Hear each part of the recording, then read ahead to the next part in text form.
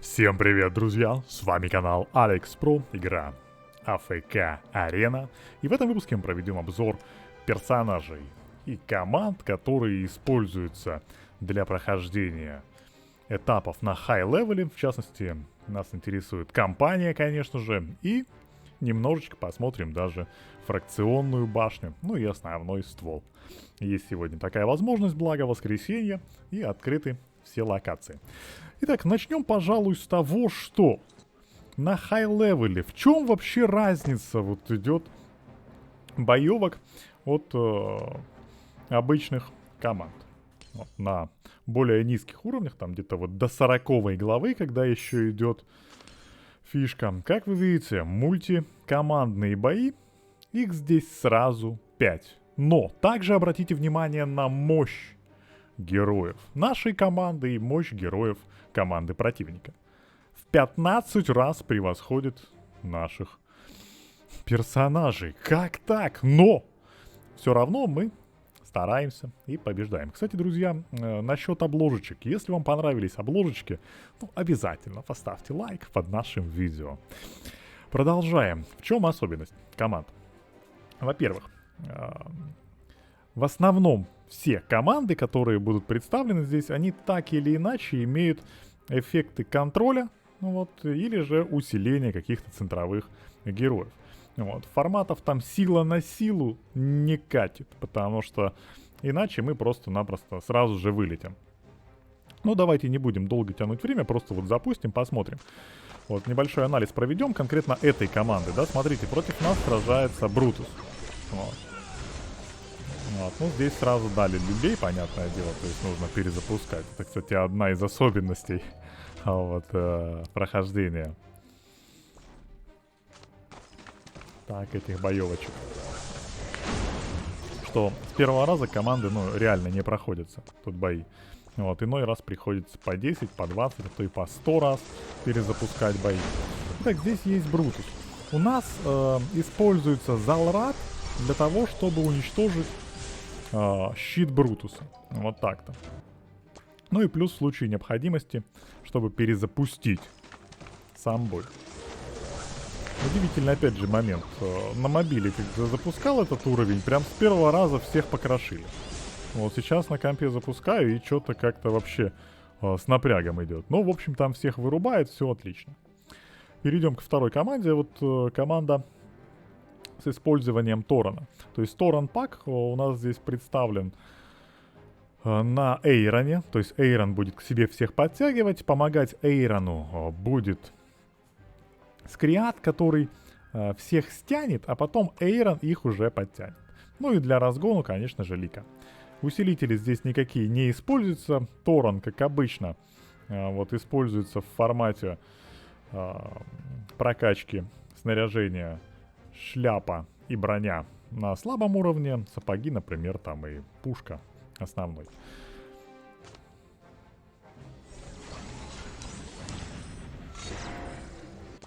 Вот так вот, тоже всех быстро-быстро закидали. А в чем, кстати, дело? Может, действительно есть какая-то фишка с мобилы проходить и фишка проходить вот конкретно с ускорением. Но я еще думаю, может еще как-то играет ускорение. Тоже проходилось, ну, на мобиле, ну, с 3-го раза запустил, все прошлось. Вот такой вот пак интересный. Леонардо представлен здесь в качестве основного контроля, в качестве дополнительного Мишка. Вот, и урон, конечно же, это Скарлетт. Запускаем.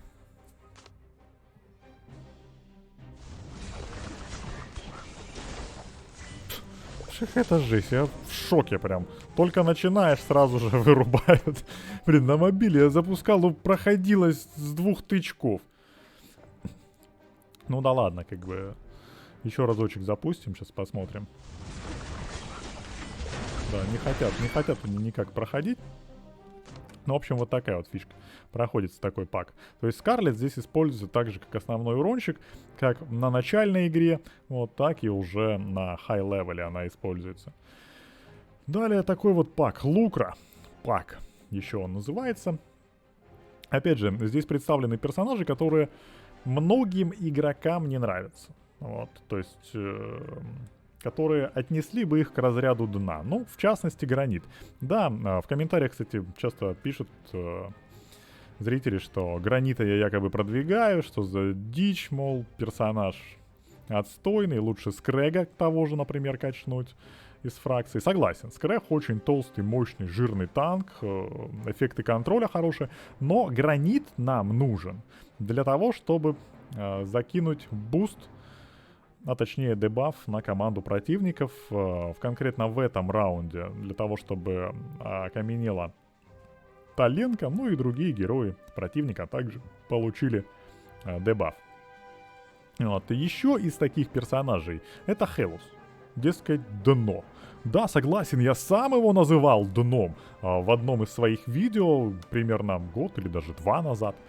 Вот. Но потом понял, где я ошибался. И да, действительно, персонаж раскрывается, как вы видите, очень поздно. То есть нужно прокачать ему и именной предмет, прокачать ему и мебель, фурнитуру. Тогда да, тогда будет эффект. То есть все герои, в принципе, так или иначе работают на Лукрецию. Вот такие вот артефакты используются у нас здесь. Вот, но Лукра часто используется с 2 мечами, иногда с накидкой. Я, кстати, иногда накидку ей использовал, зеленую. Вот, тоже неплохой эффект. Вот, смотрите, вот, застывшая была Таленко.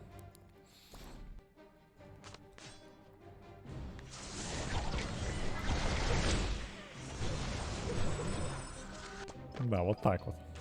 Да, действительно, кстати, интересный эффект с мобилой и с этим. То есть я буквально проходил на мобиле, ну, я же говорю, что со 2-го раза раунд проходился, и более круто было. Возможно, есть какой-то эффект скорости анимации.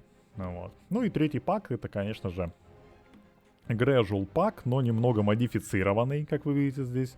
Модифицирован за счет специального усилителя по скорости и по урону Мортаса. Ну и персонаж поддержки — это слеповуха такая себе. Давайте-ка посмотрим, что происходит у нас.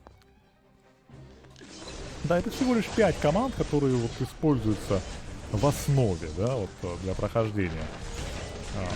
Всего их тут, наверное, где-то 15-20 таких, которые основные, и меняются там от случая к случаю, немножечко изменяется у них состав героев, опять же, аналоги какие-то подбираются. То есть основная вот пара конкретно в этом паке — это Альна и Грэжа. Вот. Также Оден, герой, который помогает высасывать всю энергию из противников. Ну и Сайлас здесь это поддержка в плане ХП и в плане анхила. Ну все, уже проиграли, понятно. Слился Оден, и можно сказать, что дальше уже бой не имеет смысла, потому что там идет прохил. Вот, и Зикис сейчас всех уничтожит. Вот так. Поэтому да, перезапуски здесь дело не хитрое. Обычно игроки просто включают автобитву вот так вот и уходят там на час. Прошел час, о, нормально. Все, всех завалили, можно продвигаться. Но с такой командой, вот с такой компанией, я, скорее всего, уже продавлю эту 46-ю главу, уже прокачался, все нормально, все будет четко. Но где можно посмотреть хорошие команды, да, вообще, как они выглядят? Это, конечно же, популярность. Вот, и популярные построения. Вот, разные локации, и сразу видим, да, вот компания. На первом месте Мегира Пак. Что характерно насчет этой команды? То, что Мегиру можно использовать в этом паке, ну, буквально с одной копией. Вот когда речь идет там, ну, не о хай-левеле, конечно, вот, а где-то до 40-й, а некоторые игроки умудряются даже до 45-й главы протопить с Мегирой Элит Плюс.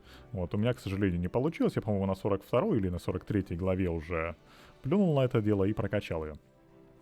Но характерный тот же формат, что должен быть Залрат хорошо прокачан и хорошо прокачан Хазард. Вот Хазард без прокачки он вообще в принципе не катает. То есть ему нужно именной предмет на плюс 30 качнуть, это минималка вот для Хазарда. То есть на мифик качнули, сразу же именной предмет, и тогда этот пак будет работать в полную силу. Хазард увеличивает длительность отрицательных эффектов контроля, вот, а Мегира — это эффект контроля. Также эффект контроля — это Роза и это Рован. Вот так вот.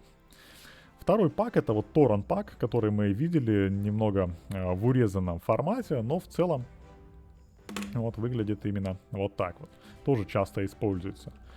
Вот пак, который вот Грэжул пак, да, здесь усилен и с Алисой, вот и усилен еще Скарлетт. Ну, честно сказать, я такой еще, ну, не встречал особо нигде такую формацию. Может, пару раз и ставил, но не встречал. Но это из новых паков, понятное дело, вот с новым персонажем. Ну, вот дальше у нас уже идет такой формат, да, пака. Вот, кстати, такой используется часто. Еще на новой Белинде. Вот. Темовый. Вот вариант с новым героем контроля также. Скажу так, что, блин, ну не очень. Не очень пока он часто используется с новым героем контроля. Вот конкретно в кампании. Вот. Ну, в других паках используется. Ну, не грэжулских, торрент паков, как вы видите, много различных вариантов. Прям вот, куча-куча. Вот еще вот первый наш формат, да, это формат Мегира пака, как вы видите, изменяется, по сути, только уронщик. Вот.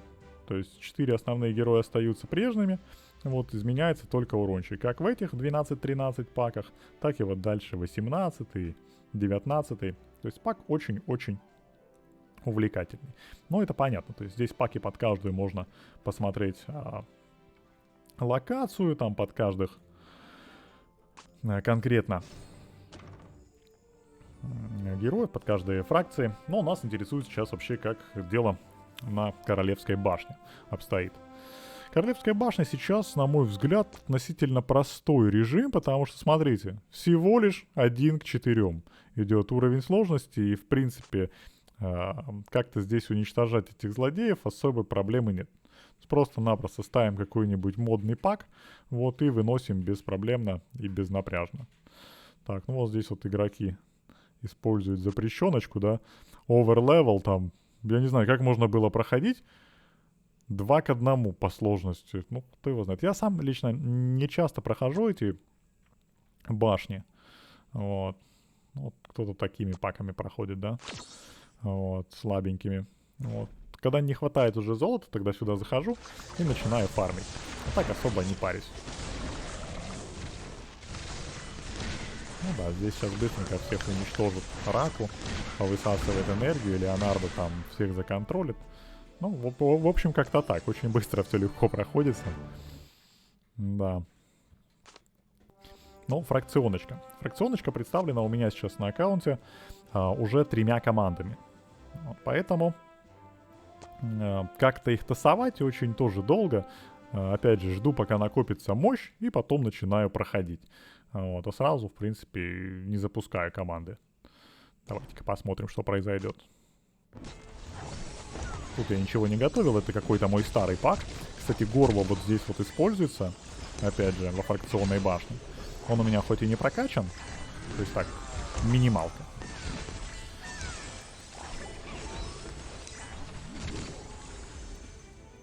Он забуцали, просто забуцали. Красотки. Так, второй вот формат. Также жук используется, эарин, но этот пак вообще он не докачан, потому что, вы видите, слабые герои все. Вот, и вот такой вот формат. А, кстати, где же наша Салиса? Давайте вот так вот сделаем, да? Посмотрим, кто кого. Там Арден был использован. Кстати, Арден, опять же, герой хоть и кормовой, но у него очень мощный контроль. Вот, и он может использоваться даже в таких вот локациях, как башня на хай-левеле. Так. Но здесь мы, скорее всего, их не уничтожим, потому что уровень мощи слабый, и герой, в частности, Эарин у меня не прокачан. Вот его сразу же выбили. И все. Ну, это такое.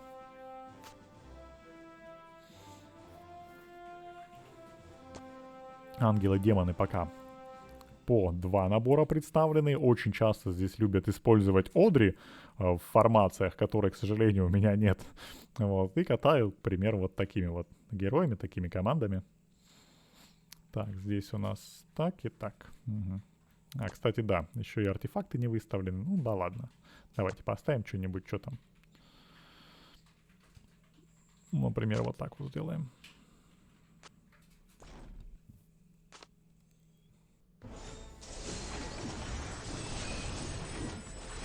Здесь ветрь хорошо насыпает. Вот.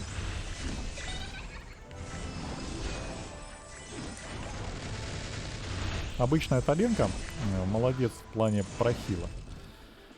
Вот хорошо хилит всю команду и быстро возрождается, если ее убили сразу, да, вот, то она, находясь в гуще противника, очень-очень быстро возрождается. Здесь, скорее всего, сейчас нам вломят, потому что герои недокачаны. Да и артефакты я не проверял. Да, все, Ортруса выбили, значит дальше уже делать нечего. Вот, то есть вот такие вот форматы здесь происходят. Ну, фракционная проблема именно в прокачке заключается, особенно ангелы и демоны.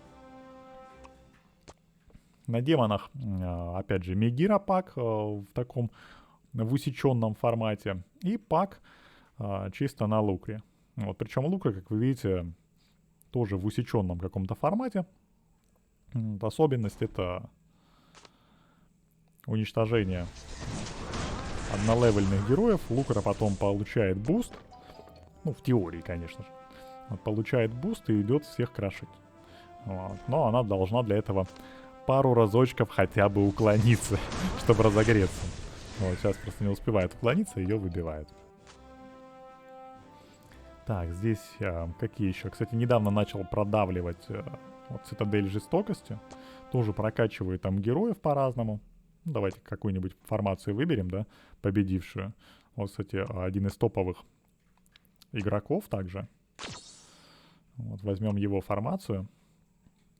Вот, со временем все чаще и чаще вообще формации, которые здесь представлены, вот, они являются такими основами, шаблонными основами, под которые все катают, все ими вот играют, и никто особо не парится. То есть, если до 40 главы еще можно было как-то там самому придумывать команды, там что-то это, вот, переставлять, то сейчас команды самому придумывать становится все сложнее и сложнее.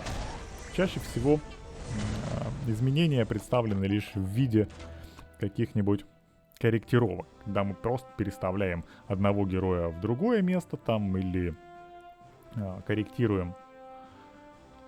В целом, давайте, например, вот такой формат сейчас попробуем сделать, да?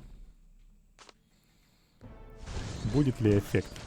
Вот, или сразу же выбьют нас. Вот здесь, видимо, сила вообще других героев качает. Вот.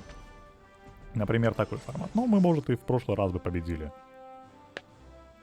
Выходим. Еще посмотрим, у нас здесь есть башня света. Кстати, добавился у меня персонаж прокачанный, да, вот, до белой рамки. Теперь совсем все будет по-другому, да. Сейчас мы их быстренько здесь нагнем. А ну-ка, давайте посмотрим. Ну, тоже, да, сила 1 к 2. Постоянно сила противника в башнях падает, и мы этим пользуемся. Если, допустим, сегодня не удалось пройти какой-то уровень, то уже через месяц он стал гораздо проще проходить, слабее стали противники, и это можно сделать очень легко. Так, ну и последнее, кто у нас остался, это башня вот таких вот злодеев. Здесь специально, как вы видите, не вся команда, да, участвует, а лишь часть вот героев. Здесь у нас, скорее всего, не хватает модного чувака. Вот у меня он, кстати, так и не прокачан особо, да? Да, сюда. Ну, давайте какого-нибудь возьмем тоже. О, Dark Prime. Тоже, кстати, крутой игрок. Давно тоже играет. О, давайте-ка посмотрим, что получится у нас.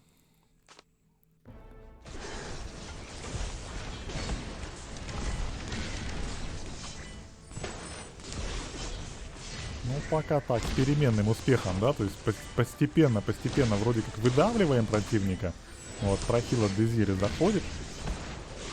Ну и противник тоже так быстро сдаваться не хочет. Вот, размаслает сейчас его по-любому.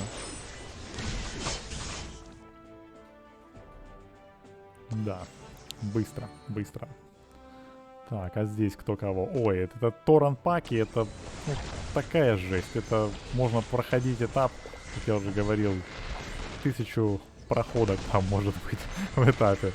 Вот, иной раз, кстати, на Торан-паке нет, здесь другие герои, видимо, хорошо сработали. Здесь, наверное, Изольд сработал, сейчас посмотрим статистику. Вот, на Торан-паке можно проходить и день, и два, прям вот поставил на забив и все. Да, хорошо, кстати, Фераэль сработал. Да, Изольд, возможно, если бы был более прокачан, то мы бы там протащили. Здесь, скорее всего, Деймон всех покрошит.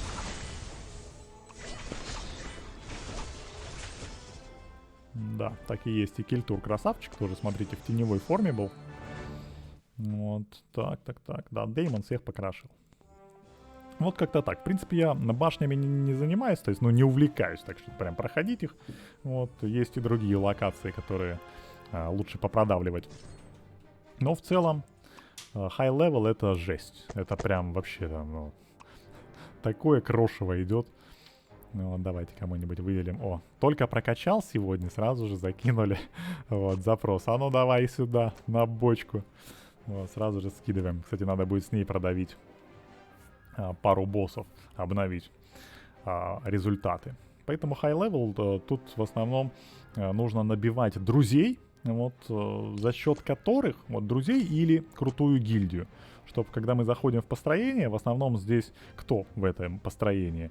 Здесь топчики, которые в целом по всем ну, серверам, то есть получают первое место, второе, там топ-10 сюда заходит.